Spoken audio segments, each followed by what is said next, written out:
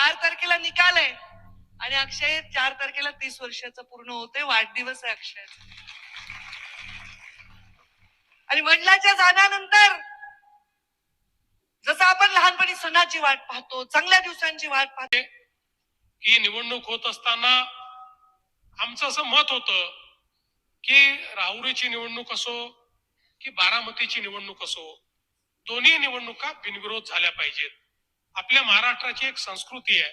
मला आजही आठवतं की ज्यावेळेस आर आबांसारखा एक उमदा नेता आपल्यातनं निघून गेला, आम्ही भाजप म्हणून निर्णय केला की आम्ही त्यांच्या विरुद्ध कुठलाही उमेदवार उभा करणार नाही. आम्ही त्यावेळी कुठलाही उमेदवार उभा केला नाही. असं अनेक वेळा घडतं. पण दुर्दैवाने या ठिकाणी आता दोन्हीकडे निवडणुका होत आहेत. पण मला एका गोष्टीचं समाधान आहे की मी प्राजक्त तनपुरे यांना एक कॉल केला आणि त्यांना मी सांगितलं, प्राजक्तजी, माझी तुम्हाला विनंती आहे, शिवाजीराव कर्डिले यांच्यासारखा एक जुना जाणता नेता हा आपल्यातनं गेलाय. हे बाय इलेक्शन आहे.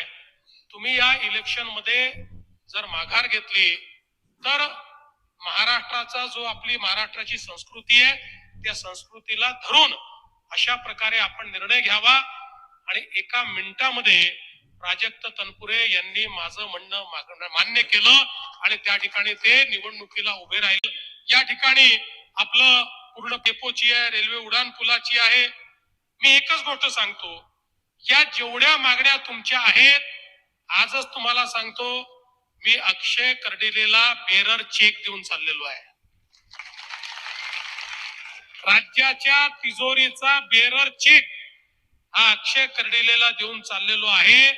या जेवढ्या प्रलंबित मागण्या आहेत, या मागण्या आपण निश्चितपणे पूर्ण केल्याशिवाय राहणार नाही.